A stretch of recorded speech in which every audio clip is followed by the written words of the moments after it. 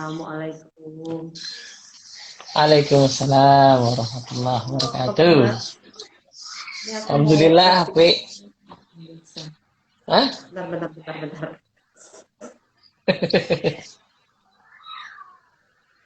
Ini aku Oke. lupa juga nih sambil ada eh Udah lu, Mas. aku udah daftar ternyata jamnya barengan. Mau ada apa, Mas Edi? Ada webinar aku udah daftar. Ternyata Terus jamnya barengan. gimana? Nah, mau kita Ya, undur apa? nanti jam 8 apa gimana? Enggak apa-apa. Mau sekarang juga nggak Eh, apa-apa. terus webinarnya gimana? Ya nanti kan ada rekamannya. Gitu ya. Baiklah. Kalau mau kita undur juga nggak apa-apa. Oke, Wow, sorry, sorry. ya. Oke, bismillahirrahmanirrahim. Alhamdulillah, Mas Teddy, akhirnya kita bisa live. Ini silau, Mas. Jadi agak ada Oh iya. seluat-seluat gitu. Wih, saya pikir udah efek efek Ramadan ya Mbak Anda ini. Oh gitu ya. Jadi Kirain bercahaya wajahnya. pakai pakai efek apa gitu ya. Enggak lah. Enggak, efek Ramadan jadi bercahaya wajahnya. Alhamdulillah, amin ya Allah. Pak Ya Teddy, aku kalau tak kita kasih, hari ini apa? wah, biar Kasih agak ada LED. lampunya juga. Sama gitu Enggak ada, ya. enggak panas. Ini soalnya jendela adep ke barat, jadi sore gimana gitu. Oh, Oh. siap, siap, siap. Oke, kita mau lebaran loh, Mas. Terus Iya, kenapa? insya Allah sih mungkin lusa ya. Mm-mm. Oke. Hari ini kita mau bahas apa, Mas? Puasa sebagai metaposisi. Itu judul yang kepikiran kemarin kan. Sebenarnya itu Hmm. tulisan lama ya. Pernah bahas Hmm. tulisan itu lama tahun 2007 itu. Oh ya? Ada, Oh. iya ada artikelnya, ada masuk di Hmm. buku yang ini, masuk di buku yang sama Burita, buku Oh, makna perjalanan ya. kayak mana tuh. Hmm. Masuk juga itu artikel lama. Ya apa?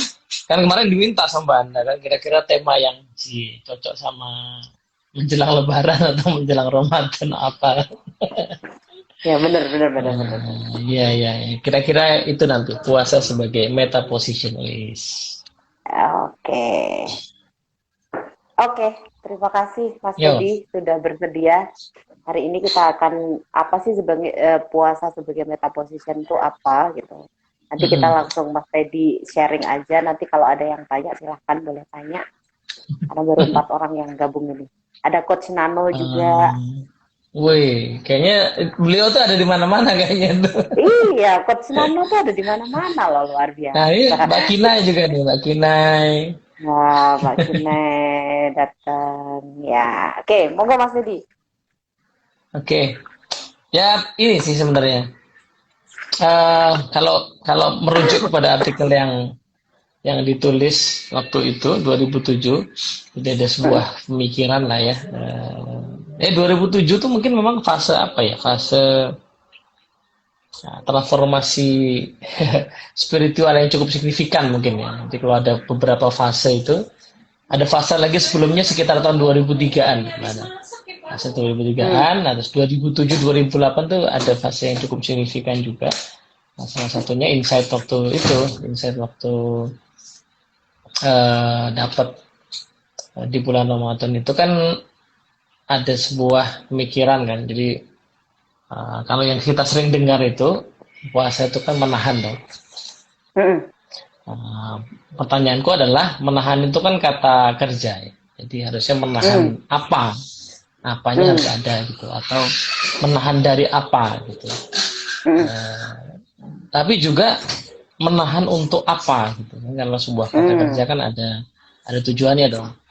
Ya, ya. Kita makan itu ada tujuannya bisa untuk kenyang, bisa untuk menghilangkan lapar, bisa untuk sehat, ya, bisa untuk iseng, makan untuk iseng kan bisa juga. Nah, jadi menahan itu juga harusnya ada untuk apa gitu. Nah, Eh, kalau kalau mau ngambil dalil kan ya untuk menjadi orang yang bertakwa kan gitu. Nah, tapi orang yang bertakwa itu sebenarnya yang seperti apa? Nah, terus ada dalil lagi kan. Tapi entah kenapa poin itu ya itu udah biasa kita dengar ya, jadi nggak tahu, mungkin belum terlalu dapat esensinya lah. Tapi eh, sampai satu definisi, kalau nggak salah ini definisinya dari Sayyidina Abu Bakar ya, waktu ditanya apa itu takwa, terus beliau ngasih sebuah metafora. Metaforanya adalah kalau Anda jalan, kemungkinannya dua ya, Anda jalan di antara duri-duri gitu, atau Anda berjalan di pinggir jurang, di tebing, itu kira-kira perilaku jalan Anda seperti apa. Nah, kemudian yang ditanya itu akan menjawab dengan ya pasti jalannya tuh hati-hati banget gitu. Nah, itulah yang disebut sebagai ketakwaan. Pertanyaannya, kenapa kok kita bisa hati-hati gitu? Jadi kalau kehati-hatian itu sebagai sebuah tujuan, sebuah ukuran keberhasilan dari manusia, dan nanti itu akan jadi ukuran keberhasilannya dia di hari akhir, maka seperti apa sebenarnya kehati-hatian itu? Nah, kemudian itu satu titik itu aku terpisah dengan titik itu. Kemudian aku kepikiran soal begini. Yang jelas menarik ya. Puasa itu nanti ada artikel lain Mbak, ada di blog itu. Nanti sekian tahun kemudian judulnya puasa itu mengajari kita mengatakan cukup. Nah, jadi misalnya tiba-tiba kalau kita udah puasa sekian lama itu di Ramadan aja deh. Biasanya kalau puasanya itu wajar ya. Jadi kalau makannya itu wajar gitu. Biasanya sih kayak porsi makan tuh berkurang. Ya, jadi pas buka itu makan dikit gitu ya udah cukup lah gitu. Nah, jadi dalam banyak hal kemudian puasa itu mengajarkan kita untuk mengatakan enough gitu. Semacam mengkalibrasi nafsu kita lah gitu. Ya, jadi yang tadinya mungkin nafsu itu kayak kelebaran kemudian dikalibrasi. Nah, tapi menariknya kok bisa itu terjadi? Itu kayaknya karena ya tadi ya pada saat kita puasa kan ada beberapa aspek yang ditahan. Yang kalau yang lahiriah yang ditahan tuh makan, minum gitu ya. Nah, menariknya dengan menahan atau tidak melakukan itu kan pada saat yang sama kita sebenarnya mengambil jarak ya, dalam NLP itu disebut sebagai disosiasi. Nah, disosiasi itu kalau di NLP itu kan poin yang sangat menarik karena apa ya? Tools yang powerful sekali karena hampir semua submodality itu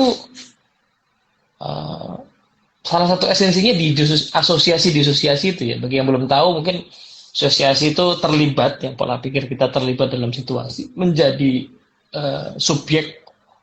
Kalau disosiasi kita menjadi observer gitu, menjadi pengamat. Nah, puasa itu memungkinkan kita untuk menjadi pengamat gitu, bahwa misalnya nih, ternyata ya dengan tadi bisa mengatakan cukup ya, dengan kita bisa mengatakan cukup, segini aja udah penuh perut gitu. Ternyata porsi makanku besar juga ya, gitu selama ini. Nah kan, aku kemarin mengamati itu kan sebelum puasa di sini sempat WFH dulu kan sebelum puasa. So, aku mengamati bahwa kok selama puasa itu persediaan snack itu agak awet gitu. Compare tuh sebelum puasa ya, itu sempat karena kemarin sebelum puasa kan awal-awal WFH itu belanja bulanan dengan standar yang biasanya, nah tapi selama WFH berapa minggu itu cepet banget habis gitu. Karena mungkin orang di rumah semua. Nah tapi begitu puasa kok awet, padahal udah ditambah sedikit tapi kok awet. Nah, sepertinya karena ya tadi ya ada perubahan standar makan misalnya. Kemudian, tapi poin yang paling menarik adalah ya puasa ini memungkinkan kita untuk ngambil jarak gitu.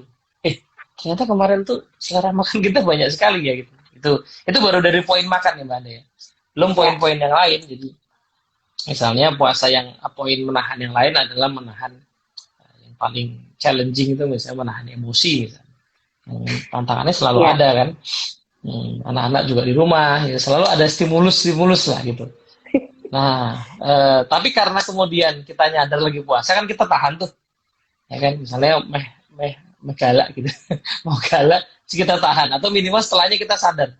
Kalau tadi aku menggunakan nada tinggi misalnya. Nah, pada saat, karena ada konteks puasanya kan, kita melakukan itu kan. Kalau seandainya nggak ada konteks puasanya kan, cuek aja, dilepas aja tuh amarahnya gitu. Tapi kalau karena ada konteks puasanya, jadi nyadar, kemudian habis itu, jadi ada dalam meta position lagi. Ada dalam situasi untuk mengambil jarak, dan evaluasi lagi. Kok aku mudah terpicu dengan hal sekecil itu misalnya gitu. Kok aku mudah cuman kayak gitu misalnya. Nah, eh, ya lagi-lagi ini meta position ya. Nah, di posisi meta, oh ya, bagi yang belum paham mungkin meta itu above atau beyond ya. Meta position berarti posisi untuk mengambil jarak, melihat diri kita dari kejauhan gitu. Nah, jadi nyambung sama definisi takwa tadi kan. Karena begitu kita membayangkan diri kita kayak berjalan di antara duri, maka kita tentu harus waspada, dan berjalannya itu tidak bisa terlalu enjoy, asosiasi kan. Perjalanannya harus disosiasi, harus waspada, menggunakan peripheral vision gitu.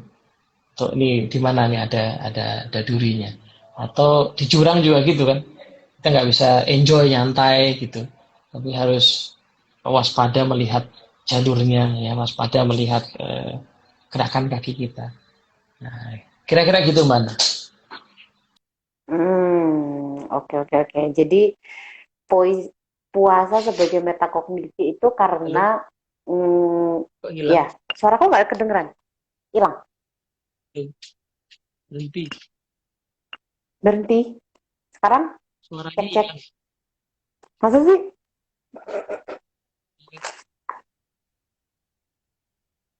Suara cek. Udah. Oke. Kalau suaranya Mas Teddy oke sih. Suaraku kecil ya? Kecil banget. Clear tapi katanya. Clear katanya. Tidak ya. Oke. Ya, kecil sekali. Sekarang Mas Teddy jadi kecil. Tadi nggak padahal. Kedengeran. Ini ya. Cuman kecil. Ini pas nih suaranya. Ini kalau gini. Nah, suaranya Mas Teddy jelas kalau gini. Enggak kecil maksudnya.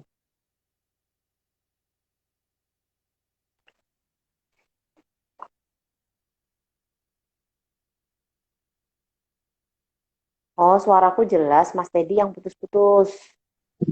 Yes. Kata. Oh gitu. Udah sekarang. Sekarang udah jelas. Kalau di aku sih dari tadi jelas. Oke, baik. Tak ganti aja kalau gitu. Kita pakai kabel. Apanya? Oh ya, baik. Aku juga pakai kabel. Jadi ada rasa tersambung yang terputus, Mas. Ya, rasa tersambung yang terputus. Benar juga sih. Oke, itu tadi poin awal mana? Gitu tadi poin awal, kira-kira gimana? Poin awal itu kan yaitu puasa. Kalau Mas Teddy tadi menganalogikan itu kan puasa itu kan salah satu bentuk takwa ya, takwa kita gitu. Nah, analoginya adalah semacam kita sedang berjalan di antara duri-duri gitu kan. Jadi kudu hati-hati banget gitu. Nah, kudu hati-hati banget sehingga ini menjadi kita semacam kalau yang kutangkap ya, semacam kita menjadi aware terhadap diri kita sendiri, Mas. Kalau Mas Teddy tadi menjelaskan kan terkait dengan puasa itu kan harus menahan, tapi menahan apa gitu. Ternyata menahan ucapan, menahan emosi, mengatakan bahwa itu cukup gitu. Yang di kondisi sehari-hari itu biasanya kita nggak aware terhadap itu. Makan aja lah, nyemil aja gitu. Anaknya ini mau kita marahin aja gitu. Tapi sekarang karena ada makna, kita lagi puasa loh. Puasa itu menahan, itu menjadikan aku jadi dapat insight-nya justru puasa itu adalah salah satu cara kita untuk belajar menyadari sesuatu yang ada pada diri kita. gitu. Mm-mm. Sehingga begitu kita aware, oh kok aku emosi ya gitu, sadar dengan makna, kemudian disosiasi dilihat, oh betulnya aku piye ya, oh ternyata kok aku, Mm-mm. jadi refleksinya itu semakin dalam gitu loh.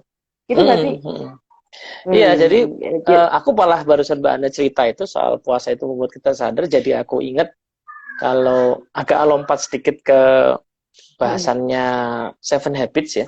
Seven Habits di habit satu itu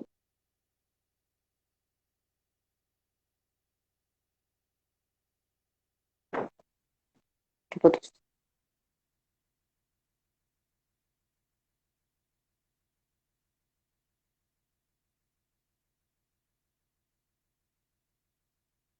Hmm. oke. Jelas, Mbak? Ya, Oke. tadi Tadi agak soalnya putus-putus. muter-muter. Tadi Iya muter-muter. benar.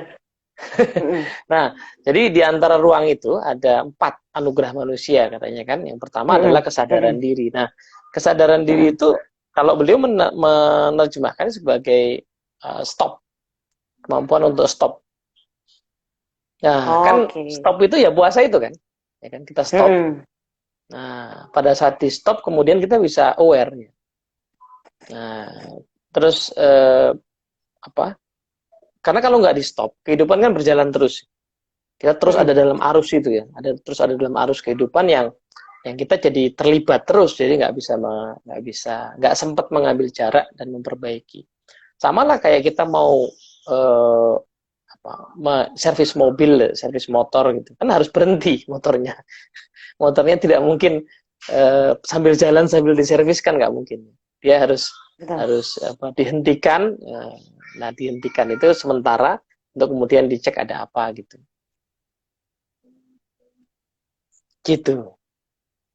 Oh, oke. 4 anugerah manusia tadi apa? Yang pertama Oh, adalah belum tak bahas semuanya. Aku cuma ngambil belum poin ya? pertamanya, Oh, di belum. self awareness ya. Poin pertama itu adalah awareness ya. Self Oke. awareness. Jadi, Kemudian ya yang lain sih nggak oh, terlalu oke. relevan. Cuman aku jadi keingetan bagian itu bahwa self awareness itu stop aja. Oke. Oke, oke, oke, oke. Jadi kita bisa aware terhadap sesuatu pada saat kita dalam posisi berhenti ya, Mas. Stop, berhenti gitu. Jadi kalau Mas tadi mengibaratkan mobil mau diservis itu ya dihentikan dulu baru dilihat nih apanya yang selama ini nggak pas gitu. Kemudian kalau di posisi puasa ini juga kita sedang dalam posisi stop kan. Menghentikan beberapa kegiatan dan kita banyak fokusnya kan di aktivitas puasa ini ya, yang ngaji dan lain sebagainya gitu, sehingga menjadikan kita menjadi mudah untuk aware terhadap diri kita sendiri. Ih, keren ya. Iya. Stop, dan di tahun ini stopnya itu jadi makin meaningful karena Stop bukan banget. cuma stop standar. Iya, benar. Jadi Iya. stopnya itu jadi berlipat-lipat ya. Even termasuk ya kita itu harus stop dari kegiatan ibadah yang justru biasanya marak pas Ramadan ya, tarawih misalnya. Tarawih itu harus di stop yang di masjidnya ya, yang di masjidnya. Kemudian sholat jamaah biasanya jadi rajin kan, karena habis subuh itu biasanya subuh itu jadi nggak pernah terlambat ke masjid karena sekalian sahur itu sekarang jadi nggak bisa dilakukan ya. Even sholat Jumat itu nggak bisa dilakukan. Nah, tapi pada saat yang sama itu kemudian memungkinkan kita untuk mengembalikan kembali sih. Ya, mengembalikan lagi gitu. Pemahaman kita akan ibadah-ibadah itu sendiri yang kurasakan. Contoh misalnya, kalau sholat jamaah di masjid nih para laki-laki, itu kan kita ngikut imamnya lah ya. Jadi kita nggak bisa punya kebebasan memilih mau baca surat apa, mau baca seberapa lambat, gitu ya. Terus habis misalnya, dan kalau di kondisi normal masih kerja, itu habis sholat, zikir, doa itu juga ya pasti sangat terbatas karena memang dikejar sama waktu gitu. Nah, di momen pandemi ini jadi menarik karena aku kemudian jadi menyadari misalnya ada juga momen di mana aku juga standar ya, buru-buru atau biasalah standar gitu, zikir segala macam. Tapi kemudian pikir, sebentar aku tuh dikejar apa, kan nggak ada yang mengejar hari ini ya.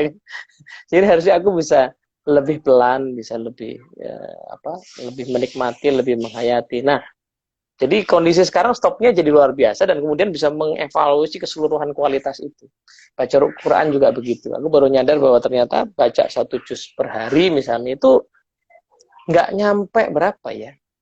Kan tak bagi-bagi tuh. Misalnya pagi habis subuh 4 lembar sama artinya. Itu ternyata nggak nyampe 20 menit. Nggak nyampe 20 menit.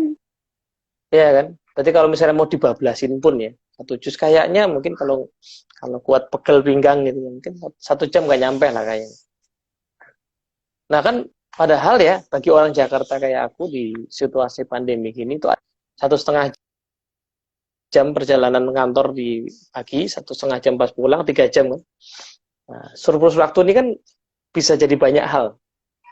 Gitu. Nah itu baru kelihatan nih di masa Ramadan plus pandemi, jadi ngelihat oh sebenarnya waktu kita itu cukup banyak untuk digunakan. Cuman udah terkadung ke bawah arus. Ibadah ke bawah arus, hidupnya ke bawah arus. Gitu. Nah, momen pandemi ini membuat kita kemudian bisa ada di posisi lebih meta lagi, meta kuadrat lagi. Iya, benar. Aku tadi jadi kepikirannya gini, Mas. Oh iya ya, kalau kita itu bisa mengevaluasi diri kita sendiri, menjadi aware terhadap diri kita sendiri itu, paling enggak kita dalam posisi stop. Nah, di masa pandemi ini kan kita stop banyak hal nih, Mas. Ya, ya kita tetap bekerja sih. Cuman memang ya tadi Mas Teddy bilang gitu, yang aktivitas yang harus rutin 3 jam jalan itu sudah enggak. Kita bisa menghemat. Dengan stopnya ini tuh jadi menambah, kalau yang kurasakan ya, menambah oh ya aku tuh jadi aware sebenarnya kayak misalnya yang harus, kalau tadi Mas Teddy bilang kalau laki-laki di masjid itu ya ngikutin aja imamnya gitu, mau sholatnya mau pakai yang ayatnya panjang atau pendek ya udah ikut aja gitu. Tapi di masa pandemi ini menyadarkan bahwa kayak diingetin gitu, kamu tuh imam juga loh gitu. Kamu tuh imam juga. Iya, kamu betul, tuh benar. mengambil keputusan juga. Kamu tuh bisa menentukan sesuatu juga. Itu jadi kayak semacam luar biasa ya di masa puasa ini, pandemi, jadi menyadarkan banyak apa ya, tugas, peran atau apa yang mungkin tadinya ya dijalankan sambil lalu, tapi sekarang dijalankan dengan penuh kesadaran gitu. Itu keren.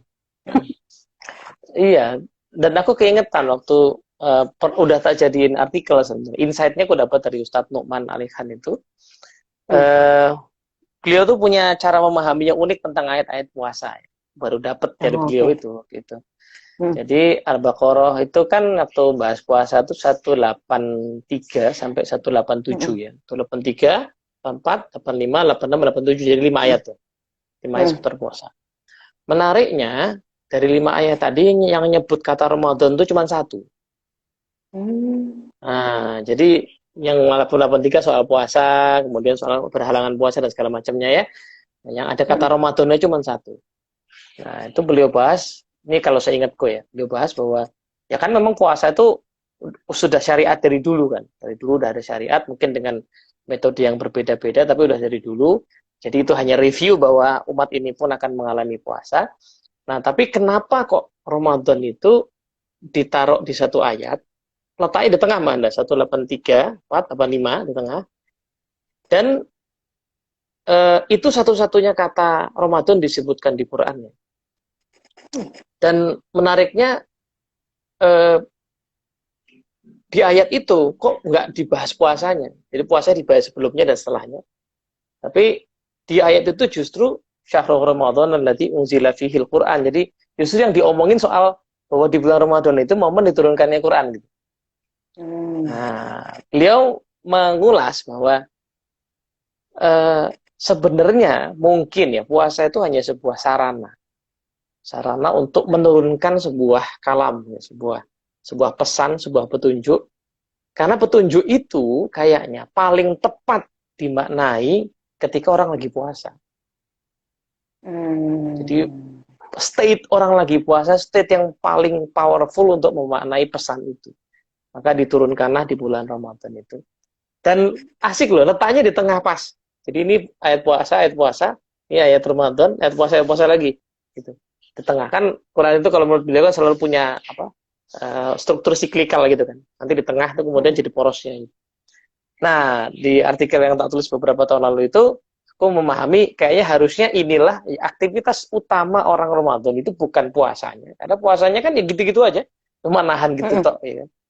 Tapi aktivitas utama selama jeda menahan tadi mungkin adalah harusnya memperbanyak perenungan terhadap Quran.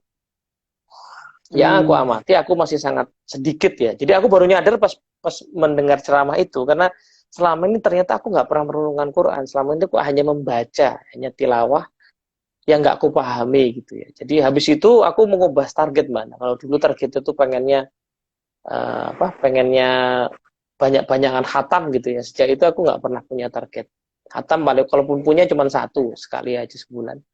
Justru karena harus dimaknai, jadi lebih banyak baca artinya, merenungi, ngambil 1-2 ayat. Bahkan sekarang Ustadz Tuman itu di Bayyinah TV hanya membahas satu surat Yusuf aja gitu. Jadi bagi beliau merenungi satu itu lebih baik daripada kita membaca banyak tapi nggak mendapatkan apa-apa gitu.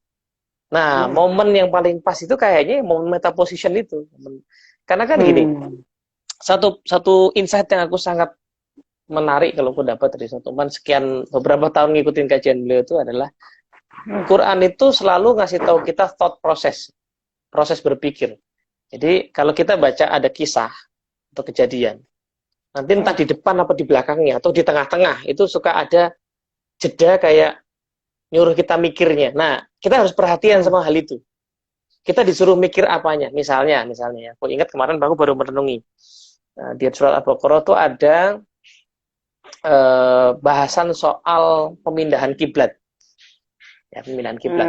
Jadi satu kali waktu di Madinah kan terjadi pemindahan kiblat tuh dari Masjid Al-Aqsa ke Ka'bah kan, dipindahin kiblatnya. Yang itu jadi omongan tuh bagi orang-orang ahli kitab di masa itu, kenapa orang muslim kok ganti kiblat gitu kan. Nah, kemudian habis itu mungkin jadi aku bayangkan netizen zaman now gitu ya.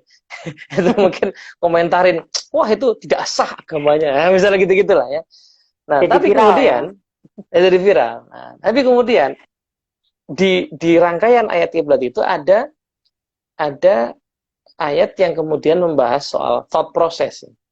Thought process di situ disebutkan bahwa tidaklah ibadah itu menghadapkan ke timur ataupun ke barat. Tetapi, nah setelah kata tapi itu disebutkanlah perilaku-perilaku seorang muslim. Nah, kemudian aku jadi mikir, oh ini loh yang disebut sama Ustadz sebagai ngajarin thought process itu. Karena kan kita kadang-kadang tadi ya, kita tuh kan sibuk komentarin kiblatnya, ya, komentarin cangkang dari sebuah ibadah. Padahal esensinya tuh apa sebenarnya? Kamu harusnya nggak usah ngomongin itu. Kamu ngomongin esensinya. Kamu ngomongin kiblat dipindah, tapi kelakuanmu sendiri kayak gitu. Nah, jadi dan hal-hal kayak gitu kayaknya makin banyak bisa kita dapatkan di momen Ramadan, di momen ketika kita berpuasa, kita menahan gitu. Lalu kebukalah cahaya itu, dan harusnya paling banyak aktivitas kita ada merenungkan itu, tunjuk itu. Oke. Jadi puasa itu adalah waktu yang paling tepat untuk karena dengan turunnya Al-Quran itu kan puasa itu adalah waktu yang paling tepat untuk memberikan petunjuk gitu ya Mas. Dapat petunjuk ya. Makanya Iya. Aktivitas puasa itu sebaiknya banyak kita gunakan untuk merenungi ayat-ayat Al-Quran. Sehingga kita esensinya itu dapat. Kayaknya sih begitu. Jadi ya balik lagi, menahan itu kan sarana, menahan itu alatnya. Ya, jadi alat itu dipakai buat apa gitu. Salah satunya sepertinya aktivitas yang sangat perlu banyak dilakukan itu adalah itu. Harusnya ini bahasan di awal Ramadan ya. Iya ya, bener ya. Iya, jadi mengantarkan orang-orang ini dengan kayak dikasih center gitu. Oh, itu gitu. Iya. Oke. Menarik ya gitu. Jadi aku jadi memaknai Allah itu kasih kita kesempatan untuk dalam 1 tahun loh, cuman di 29 sampai 30 hari kita untuk menahan gitu. Ternyata di masa ini kalau di masa ini kita diminta untuk berhenti sehingga kita ya orang berhenti itu baru bisa disosiasi kan Mas. Merenungi itu kan juga dalam posisinya posisi meta kan. Baru kita bisa Betul. merenungi sesuatu gitu. Jadi, Betul. nah begitu berhenti kita bisa dalam posisi meta melihat misalkan merenungi Al-Quran atau melihat kondisi dan sekarang memaknai hal-hal itu dalam posisi meta sehingga kita dapat gitu. Oh, oke. Sehingga pada saat akan menjalani lagi, hari ini misalkan merenungi sesuatu, oh besok mau diaplikasikan associate lagi gitu. Bisa diasosiasikan dalam kehidupan kita atau ibadah kita di bulan puasa gitu ya. Dan kalau dipikir-pikir seluruh kehidupan perlu kayak gitu ya.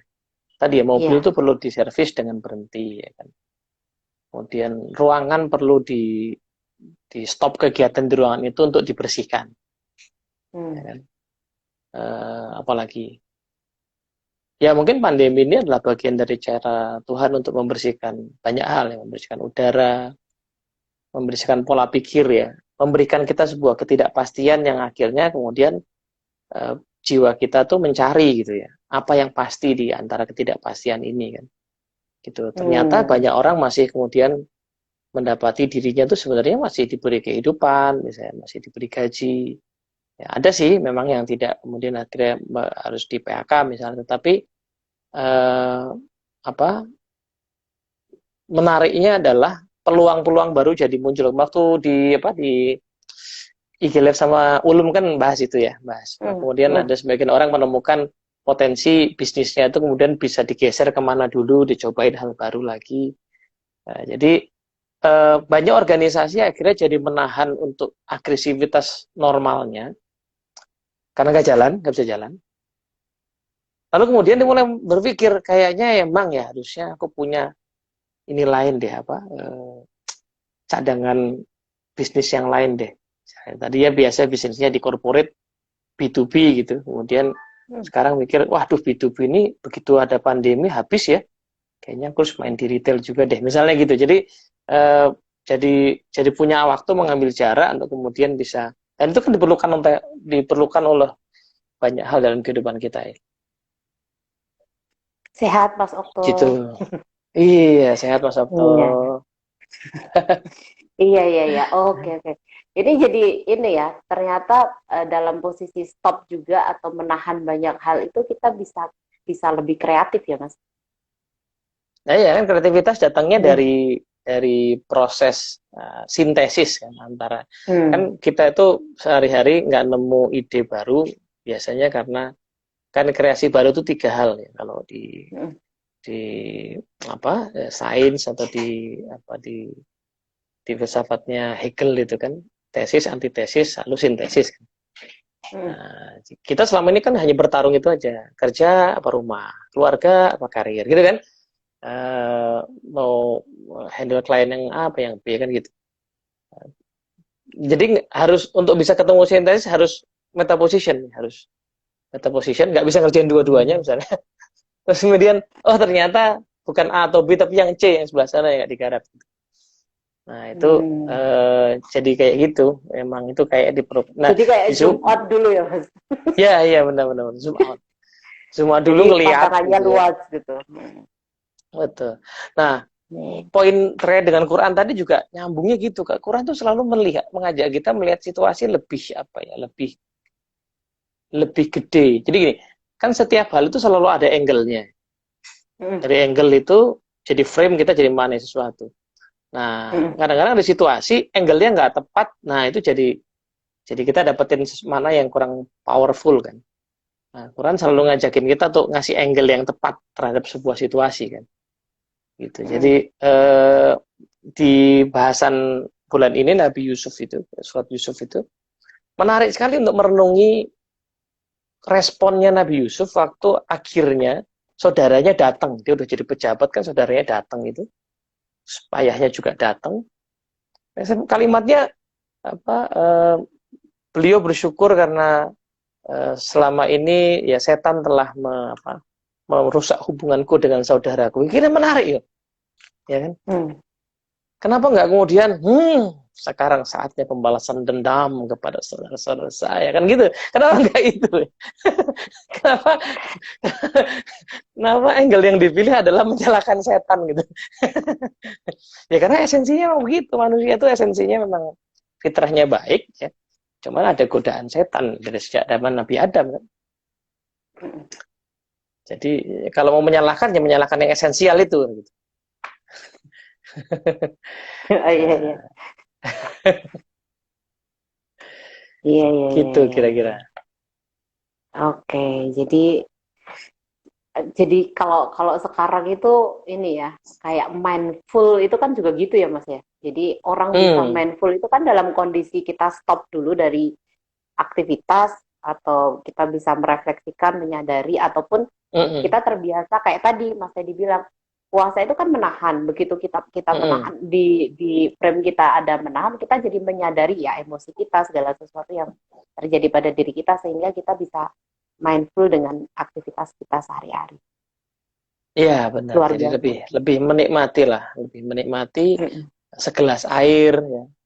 Lebih menikmati sepiring nasi, ya. Ternyata cukup gitu kan. Itu ngomongin makanan, tapi dalam banyak hal lain ya. Jadi bisa mengambil jarak dengan emosi. Saya tuh sebenarnya punya pakai bahasa NLP, saya tuh punya program marah kayak gimana. Ternyata betapa mungkin sempitnya program marah saya, ya. Hal-hal yang sederhana kok bikin marah gitu. Betapa mudahnya saya, dan menarik sekali gitu. Di bulan Ramadan ini, kalau kita yakin betul ya, maka kita akan bisa melihat kesejatian kita, Mbak Anda. Soalnya apa? Stimulus setannya lagi di kerangkeng, Mbak. Iya benar.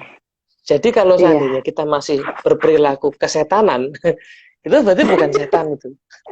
Itu kesejatian kita yang saat ini gitu kan. Iya kan? Kalau di luar Ramadan kita bisa bilang bahwa oh ada godaan setan.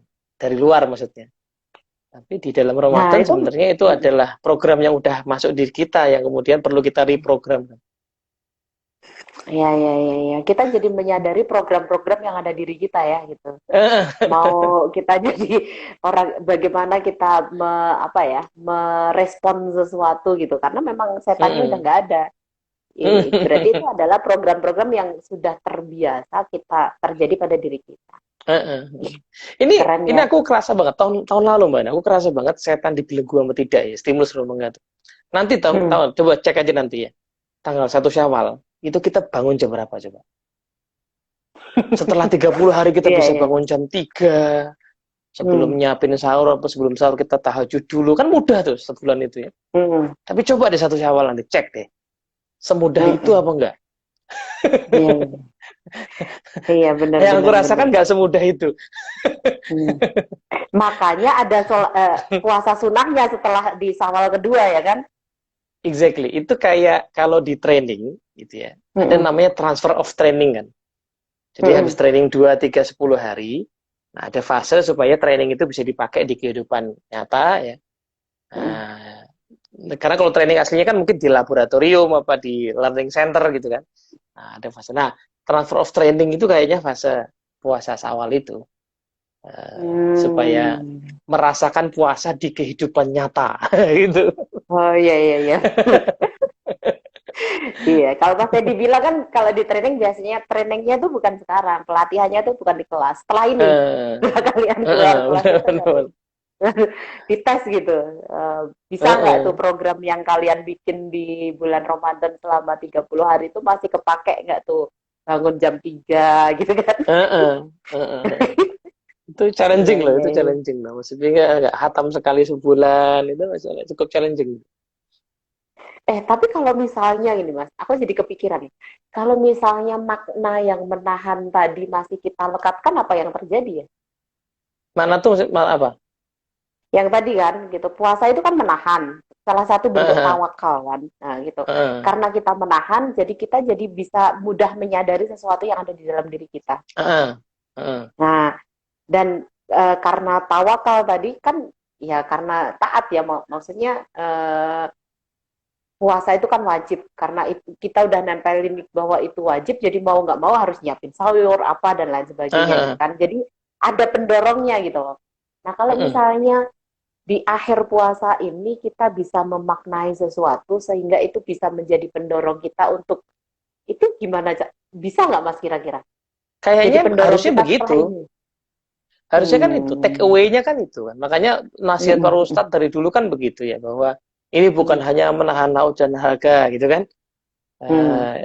Ya kan karena harusnya tiap tahun tuh ada take away-nya. Take Mm-mm. away-nya, apa insight-nya. Insight itu kita bawa setahun ke depan. Nah, nanti tahun depan Mm-mm. kita ya udah, wah udah berjibaku lagi, dikalibrasi Mm-mm. lagi. Maka rugi memang yang nggak dapet take away itu ya. Tahun ini nggak dapet Mm-mm. sesuatu tuh rugi. Gitu. Aku baru ngehnya itu, Teh. Mungkin cara mudah mendapatkan takeaway itu adalah dengan ya tadi banyak merenungi Quran itu, karena Quran Nah, itu semacam aku ngasih juga baru kita kepikiran itu. iya clue-clue gitu loh, Mm. clue-clue Mm. Mm. clue-clue apa yang harusnya kita ambil takeaway itu harusnya gimana caranya. Nah, jadi Hmm. sehingga kalau kita menahan saya fase hidup dikasih panduan kan lebih enak tuh kan, Mbak Anda kan Mm. suka minta panduan ya kan. Iya. Nah, terus dikasih panduan apa yang harus dievaluasi gitu loh. Mm. Nah, terus Mm. somehow nanti dari tahun ke tahun kan berbeda yang kita dapetin. Kayaknya gitu sih. Hmm. Oke, oke, oke, oke, oke. Jadi eh, ini menarik nih Mas, karena gini, banyak orang yang merasa bahwa setelah Ramadan, mudah-mudahan kita bertemu dengan Ramadan berikutnya ya gitu. Hmm. Hanya itu yang kita tempelkan gitu. Maksudnya setelah ini tuh banyak activity yang di bulan Ramadan itu sebaiknya bisa bisa tetap stabil gitu. Nah, bisa Mm-mm, jadi mm-mm, mungkin pengambilan makna atau insight atau take away yang Mas Teddy tadi bilang itu nggak dapet gitu, nggak dapet sedalam mm-mm. itu gitu. Sehingga Makanya aku dorongannya tuh jadi nggak sama gitu. bener. Mm. Makanya aku tuh ngerasa memang bener banget ya. Aku sekarang akhirnya bener-bener aku tuh nggak pernah mengejar hatam sama sekali Mbak Ada. Mm. Karena sebenarnya kalau kita mau renungin satu ayat, satu huruf saja itu dan mencoba mengaplikasikan dengan bertanya implikan. Nah, ini aku menarik ya. Jadi Ustadz Tuman tuh selalu menekankan gini bahwa setiap ayat itu belum tentu bisa diaplikasikan. Ya, karena ya ayat tentang perang misalnya kan kita nggak bisa aplikasikan. Tapi Mm. ada implikasinya. Mm. Jadi Apa tuh implikasinya Mas? adalah meaningnya buat kita sekarang apa. Gitu. Mm. Nah, ya contoh lain yang ayat nggak bisa diaplikasikan dengan mudah at least ya, ayat poligami Mm. misalnya gitu. Mm. Masa iya mau kita aplikasikan gitu kan? Itu kan. Iya. Iya. Tapi ada implikasinya. Kalaupun Mm. saya nggak mengaplikasikan, ada implikasinya apa? Ya di bagian akhir itu, kalau kamu tidak bisa berlaku adil, maka cukup satu saja. Itu implikasi yang luar biasa kan. Nah, karena satu aja kadang-kadang kita nggak adil gitu. Nggak adil Iya, iya, iya. dengan dia karena kita punya persepsi, kita punya pekerjaan, kita punya tugas-tugas, kita punya mungkin kalau punya banyak peran ya masih ada orang tua, mertua segala macam. Itu kan nggak mudah juga kan. Jadi Iya. Dan adil kalimat, itu oh, bener. ya adil itu kan esensi dalam berkeluarga kan itu. Adil itu. Iya. Dan kalimat terakhir itu mengajak kita menjadi merenungi ke dalam diri loh, Mas. Iya, iya benar, benar. Sebenarnya cek gitu, kayak kayak kayak kayak cek lagi gitu. Kalau kamu Mm-mm. adil gitu, jadi cek lagi gitu. Jadi kita jadi stop lagi kan. Stop melihat diri Mm-mm. kita selama ini gimana sih, kita sudah adil belum dengan pasangan, dengan keluarga dan lain-lain, dengan Mm-mm. keinginan-keinginan kita sendiri gitu. Kalau Mm-mm. itu pun belum bisa kita lakukan secara adil, gimana kita akan nambah Mm-mm. keluarga yang lainnya lagi gitu kan. Nah, benar, benar, benar. Oke, oke. Padahal keluarga yang lain itu dengan struktur yang sama loh. Ada orang Iya, tua, benar. ada ipar, ada Mm-mm.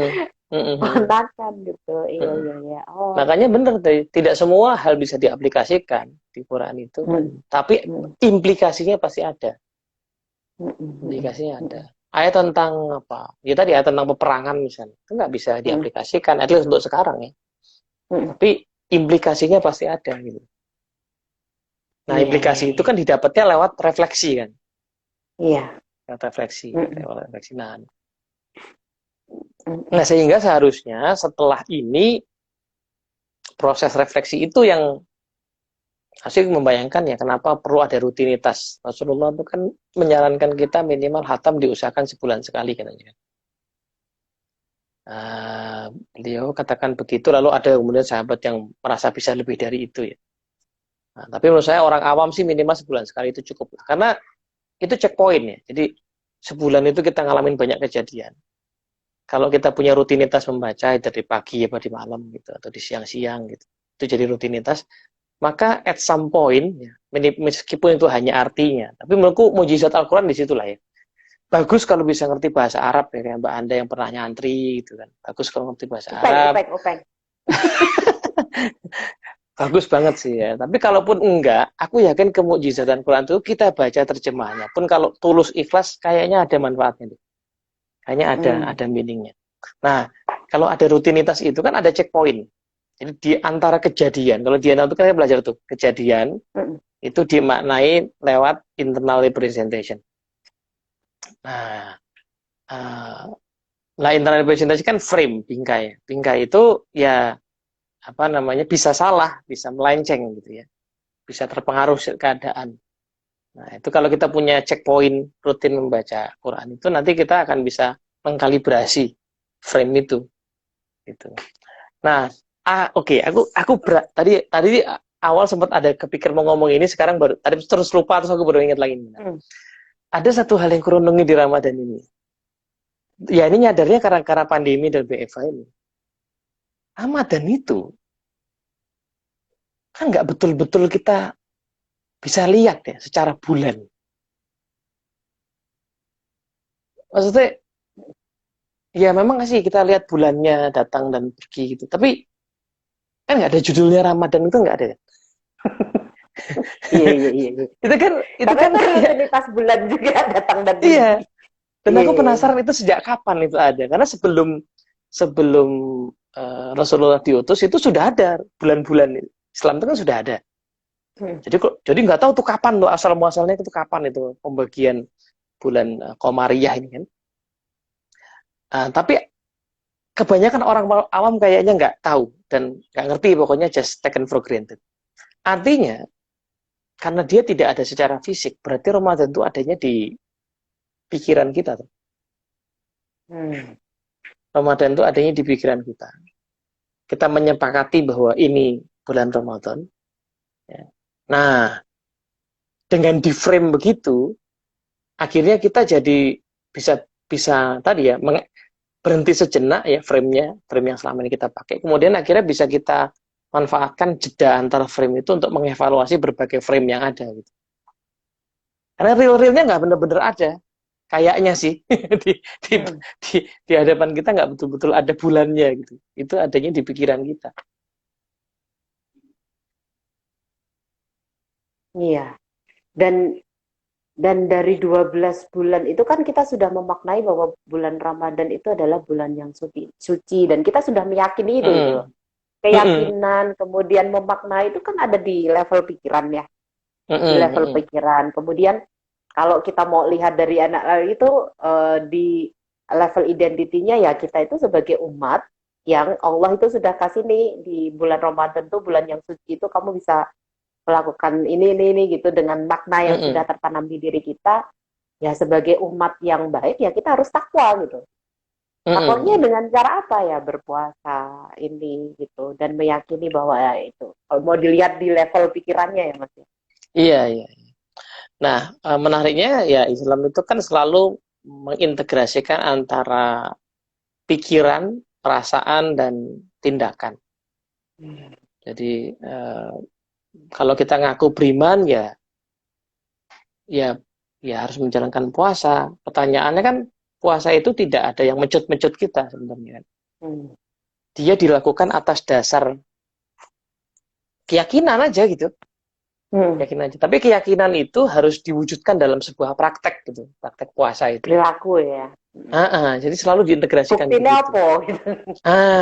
Jadi selalu terintegrasi. Nggak cuma mikir-mikir toh gitu ya, tapi juga nggak. Tapi juga tidak hanya.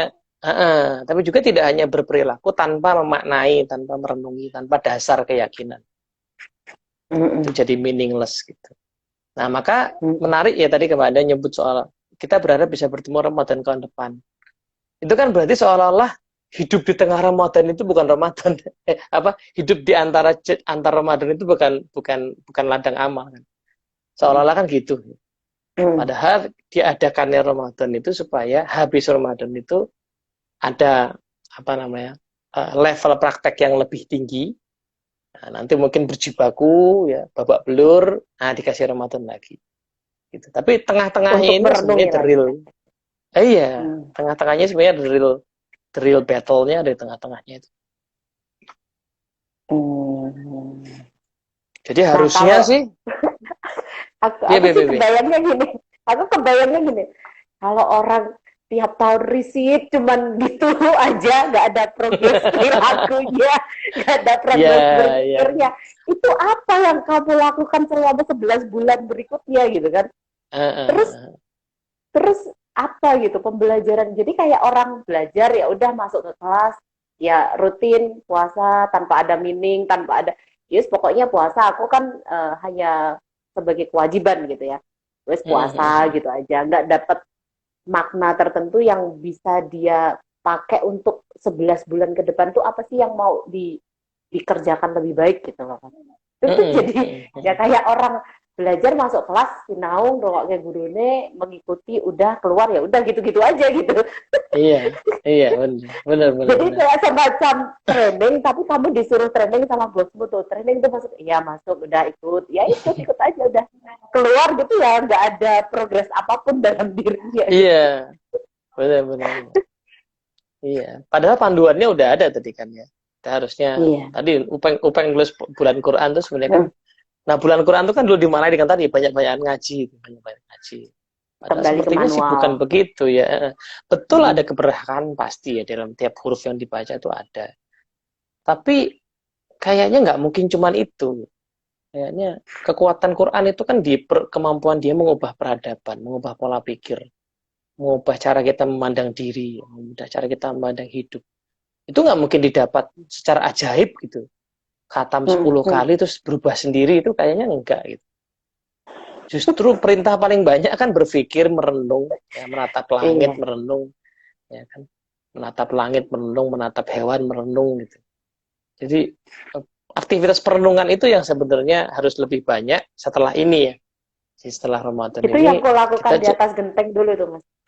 Iya itu makanya sembuh kan. Sembuh itu kalau nggak merenung nggak sembuh. Iya bener.